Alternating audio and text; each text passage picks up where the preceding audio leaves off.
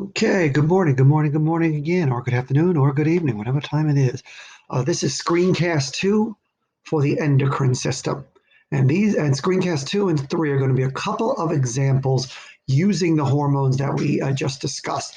And these are going to be described what's called a feedback mechanism or a feedback loop.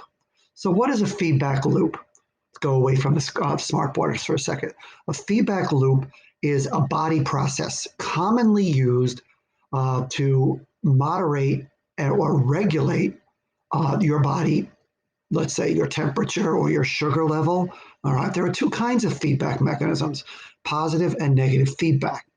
Now, most body process that are what called homeostatic, which means within narrow limits, such as your body temperature, which this example is going to describe, are controlled by negative feedback.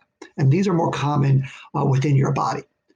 And so the one thing I wanted you to remember about negative feedback, you can read especially the second sentence up there. This operates on the principle that the level of one hormone in the blood stimulates or inhibits the production of another. So the negative feedback involves a response that is actually the reverse of the change detected. Its function is to reduce the change. So what I mean by that is you might remember, actually don't, of how a thermostat works. If you look at your house, if you set your temperature on your thermostat to 68 degrees, that's where you want the temperature to go. So it raises the temperature and the heat turns on the heat. All right, so think of the heat as the hormone. Heat heats the house until it reaches 68 degrees, and then it turns the heat off. Okay, so you get where you wanted, and then it has the opposite effect by reversing and turning the thermostat, or which is then the heat off. Your body works in the same sense. All right. So here, I'm going to put it all up there so that we can discuss it. And you're going to want to get this into your book. So I'm going to get this all up here and then I'll discuss it instead of doing it piece by piece. Oops, excuse me. Instead of doing it piece by piece. So you can see how the flow chart goes here. All right. Let's give you the overview again of thyroxine.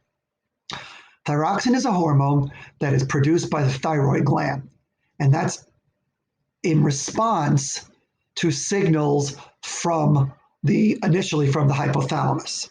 So thyroxine, again, as you can read in your book and as we read through yesterday's, acts on nearly every tissue in the body, and it's essential for the proper development and differentiation of cells. But the primary role of thyroxine is to regulate body temperature.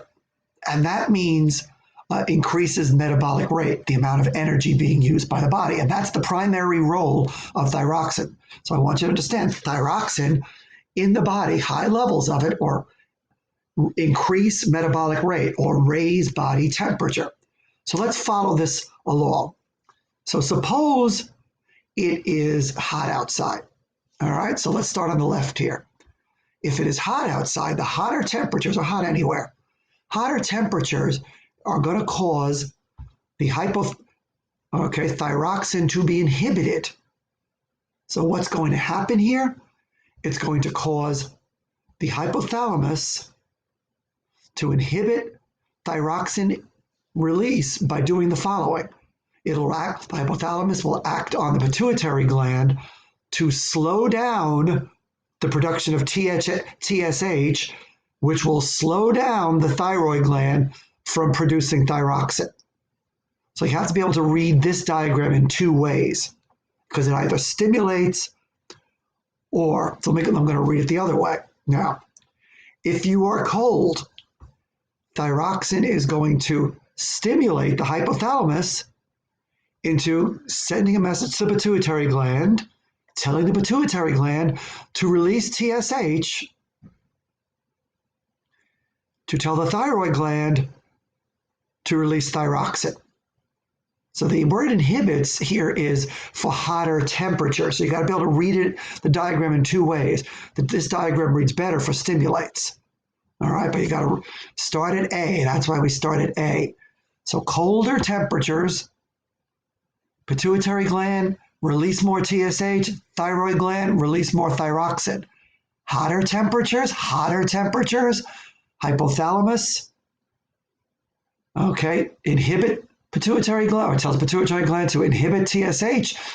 Thyroid gland, less TSH. Thyroid gland, less thyroxine.